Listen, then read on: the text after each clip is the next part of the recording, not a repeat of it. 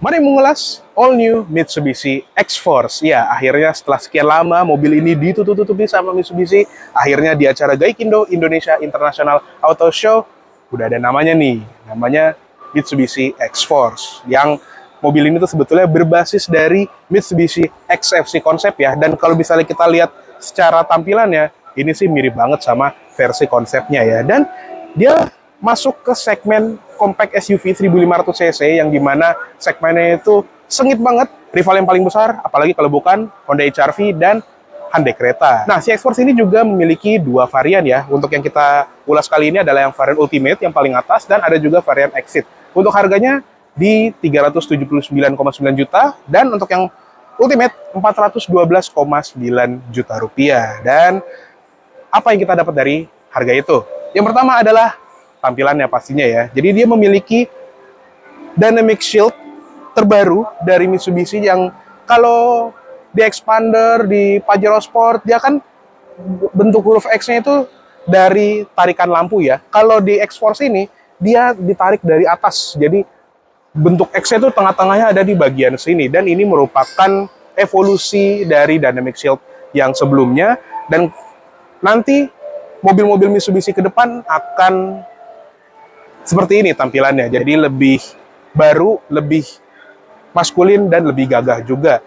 Dan di bagian depan kita mendapatkan headlamp yang cakep banget ya, dia T-shape berbentuk huruf T dan ini cakep banget lampunya. Sudah full LED, sennya LED, ada LED DRL juga, dan lampu utama itu sipit banget, ada proyektor 2 buah LED yang agak ngumpet gitu ya.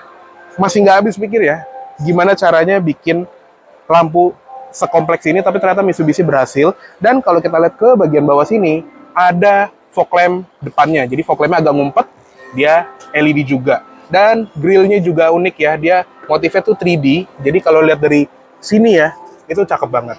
Lanjut ke bagian samping. Untuk velgnya, ini besar ya, lumayan besar. 18 inci, modelnya dual tone seperti ini. Dan bannya juga tampaknya lumayan lebar, 225 50 R18. Dan ini standar di semua varian.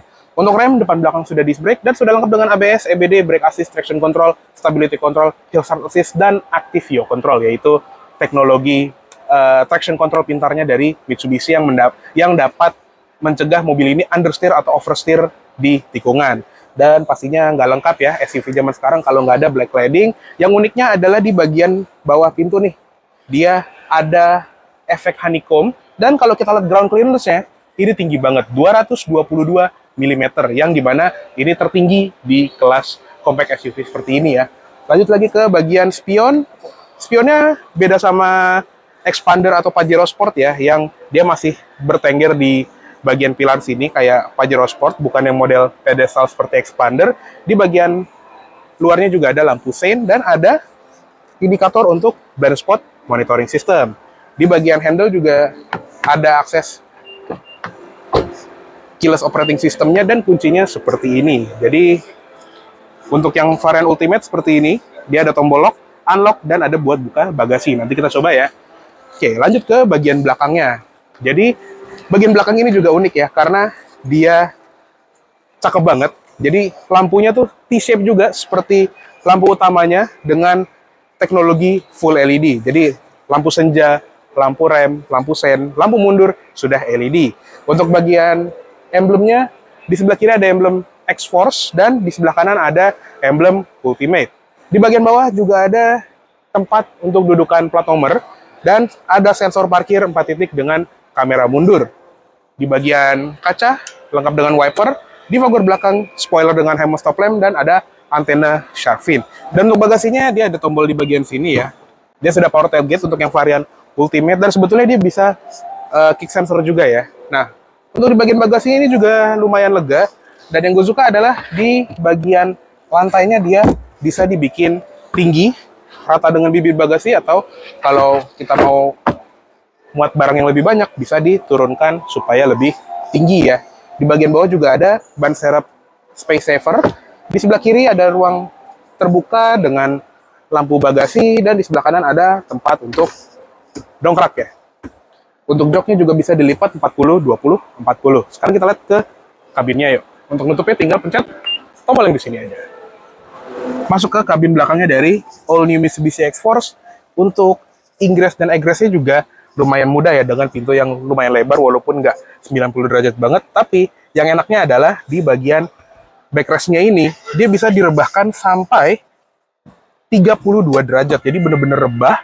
Dan sebagai perbandingan aja ya, expander di bagian jok tengahnya itu cuma 28 derajat. Jadi ini lebih rebah lagi. Dan ini lumayan relax loh posisi duduknya. Untuk legroom, tinggi gue 170 cm, ini adalah posisi berkendara gue, masih ada 5 jari lebih. Dan headroom masih ada 5 jari juga. Jadi ruang bukan masalah di bagian sini.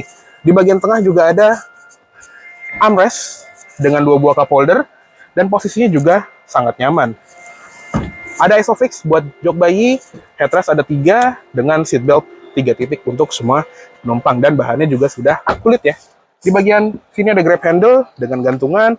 Di belakang jok depan ada seat back pocket dan ada smartphone pocket juga di sini. Di belakang center console juga ada ventilasi AC dan ada power outlet USB-C dan USB-A. Di bagian door trim juga ada efek semacam honeycomb gitu ya di bagian atas ini dengan soft touch di bagian armrest. Handle-nya juga bahannya bagus, warnanya satin chrome. Dan ada door pocket di bagian bawah. Oke, sekarang kita pindah ke kabin depan. Oke, masuk ke kabin depan dari all new Mitsubishi X-Force. Nah, kabin depan ini juga beda dibandingin Mitsubishi kebanyakan yang sama-sama memiliki horizontal axis, tapi di sini one step further ya, karena bukan soft touch di bagian dashboard ini, melainkan ini adalah kain white melange yang ini tuh jarang banget ditemukan dengan harga segini gitu ya. Biasanya kalau mobil-mobil kayak 1 miliar ke atas, mobil-mobil Eropa, baru ada bahan dashboard seperti ini yang ada jahitan aslinya juga. Ini sih mewah banget, dan ini khusus untuk varian Ultimate aja ya. Jadi untuk yang varian Exit dia malah soft touch kulit. Jadi tergantung, kalau kalian suka bahan kain seperti ini, ambil yang tipe Ultimate. Dan untuk posisi berkendara di sini kita atur ya. Joknya juga sportif, setir lengkap, tilt teleskopik. Jadi fleksibel sekali. Dan oke, kita lurusin. Wah, ini enak sih. Mirip seperti Expander, cuman lebih tinggi di bagian dudukan joknya. Dan dia juga bisa diatur ketinggiannya, kerebahannya, dan maju mundurnya ya, walaupun wajar, masih manual.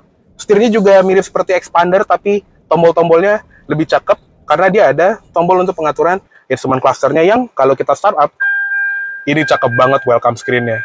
Kayak Outlander PHEV yang baru gitu loh. Bener-bener jernih, dan dia punya tachometer, speedometer digital, dan kalau kita lihat ya, ada konsumsi BBM, ada Eco Drive, Score Eco, sisa jarak tempuh, ada tampilan Activio Control juga, ada TPMS, jadi bisa ketahuan tekanan ban kita, ada sambungan Apple CarPlay Android Auto, dan ada tampilan yang bisa diubah ya. Jadi dia punya satu display lagi dengan tachometer yang di bawah, dan dia juga punya setting-settingan kayak subunit speed, bantuan pengemudi, jadi blind spot monitoring, rear cross traffic alert itu bisa dimatiin dari sini, dan stability control juga. Ada setting ambient light, setting pintu bagasi, bahasa, unit, macam-macam lah ya. Ya, jadi highlights dari interiornya si X-Force ini salah satunya adalah instrument cluster yang cakep ya. Lanjut ke bagian sebelah kanan sini, ventilasi AC juga surround-nya cakep ya, warnanya satin silver gitu. Di bagian bawah ada tombol untuk membuka bagasi elektrik, headlamp leveling, laci kecil, dan ada satu fitur yang unik banget ya. Ini tuh cuma ada di Mitsubishi jadul, ya kalau sekarang ada di L300 ya, yaitu ventilasi AC di bagian bawah sini. Jadi untuk mendinginkan area pribadi kita, kalau lagi panas banget, ini sih berguna banget ya, kalau di cuaca yang terik matahari. Di bagian pedal juga ruangnya lega, dan ada footrest untuk naruh kaki kiri. Untuk door trim depan juga seperti di bagian belakang, ada efek honeycomb-nya dengan soft touch di bagian armrest. Ada tombol-tombol power window, power mirror yang layoutnya baru, sudah bisa dilipat elektrik pastinya. Dan yang spesial juga untuk yang varian Ultimate ini adalah audio dari Yamaha Dynamic Premium Sound 8 speaker. Jadi di bagian stiker sini, terus di bagian Twitter itu ada emboss logo Yamaha-nya. Jadi audionya nggak perlu dipertanyakan lagi, udah pasti bagus ya. Di bagian atas sun visor-nya juga keren, ada vanity mirror dengan lampu LED malah. Spion tengah untuk yang varian Ultimate sudah auto dimming, ada display untuk seatbelt belakang, remindernya, lampu baca masih bohlam, tempat naruh kacamata, dan pindah ke tengah, head unit ini juga cakep ya untuk yang varian Ultimate. Jadi dia 12,3 inci, koneksinya lengkap dengan wireless Apple CarPlay dan Android Auto, tapi yang gue suka adalah dia punya informasi avionics yang banyak. Jadi kalau kita lihat ke sini tuh ada steering angle, AYC support center, traction control, dan ada pitch and roll meter, altitude, longitude, kompas, dan kalau kita pilih menu yang avionics ini keren banget, kayak jet fighter gitu loh tampilannya. Jadi kita bisa lihat berapa persen kita nginjek rem, kita nginjek gas, vakum dari intake, tekanan ban, angle steer, barometer, drive mode, dan wah ini sih gue suka banget sih tampilannya tuh old school,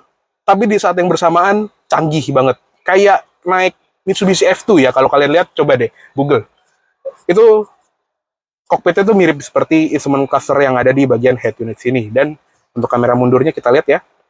Oke, cukup jernih. Dan di bagian setup, dia bisa settingan ke mobil gitu ya, kayak ngatur spion lipatnya kapan berfungsi dan lain-lain gitu. Lanjut ke bagian bawah, ventilasi AC, tombol hazard, dan AC-nya sendiri dia sudah dual zone. Jadi suhu kanan dan suhu kiri itu bisa dibedain, dan ada Nano E juga untuk yang varian Ultimate. Dan ada mode dry juga, jadi kayak semacam mode dry di AC rumah gitu ya, biar interior kita nggak lembab. Dan pasti juga lengkap dengan zona AC ke kaki, ke kaca depan, fan speed, dan lain-lain.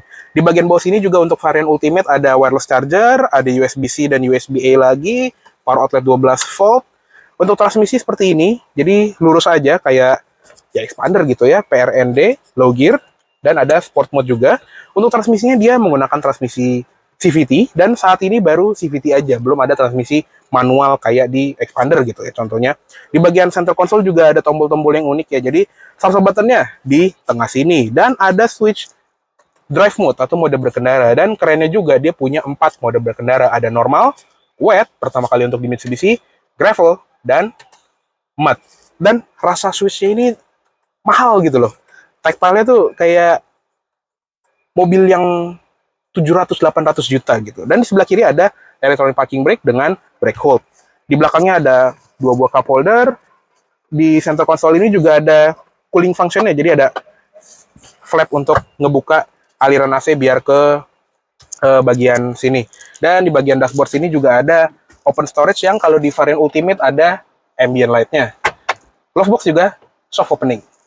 Ya, jadi kurang lebih segitu aja untuk interiornya dari Mitsubishi X-Force ya. Jadi memang sih kalau dibandingin sama rival-rivalnya, dia belum ada ADAS, belum ada panoramic sunroof, tapi dia memiliki fitur yang lebih kepake kalau gue bilang. Jadi instrument cluster udah cukup canggih, head unit apalagi, AC juga lebih dari cukup gitu ya. Dan nggak perlu gimmick yang macam-macam gitu. Oke, sekarang kita lihat ke ruang mesinnya yuk. Oke, sekarang kita lihat ke ruang mesinnya dari Mitsubishi X-Force ini.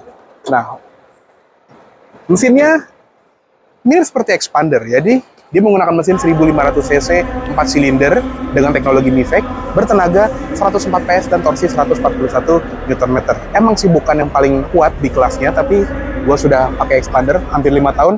Mesin ini sebetulnya lumayan robust, lumayan irit, dan lumayan bertenaga. Dan untuk pilihan transmisi sekarang satu-satunya cuman CVT aja, belum ada transmisi manual dan lain-lain ya. Dan kalau kita lihat ruang mesin ini sebetulnya gede banget loh. Buat mesin 1500 turbonya Eclipse Cross kayaknya masih muat banget di sini. Jadi mudah-mudahan di versi selanjutnya bisa kali ya Mitsubishi tambahin mesin turbo biar lebih kenceng. Oke, ini cupnya juga berat sih asli, dibandingin expander jauh lah lebih berat sih X-Force ini. Nah, soal harga tadi kita udah sebutkan ya, varian yang bawah yang Tipe Exit 379 juta, dan yang varian Ultimate ini 412,9 juta. Jadi ada 2 varian untuk saat ini, dan untuk delivery-nya baru diantarkan ke konsumen di bulan November 2023. Dan kalian bisa saksikan langsung mobil ini di acara Gaikindo Indonesia International Auto Show. So, bagaimana menurut kalian? Good or bad? Komen di bawah aja. Jadi mungkin segitu dulu untuk ulasan kita tentang all new Mitsubishi X-Force ini. Terima kasih banyak telah menonton. Jangan lupa untuk klik like bila kalian suka, komen di bawah, dan subscribe channel kita apabila belum. Main-main juga ke website kami di www.kendara.id, serta follow Instagram dan TikTok kita di @bro.kendara. Gue Rasul Raffi, pamit dulu. Salam dari kami tim Kendara untuk kalian para pengendara. Bye-bye.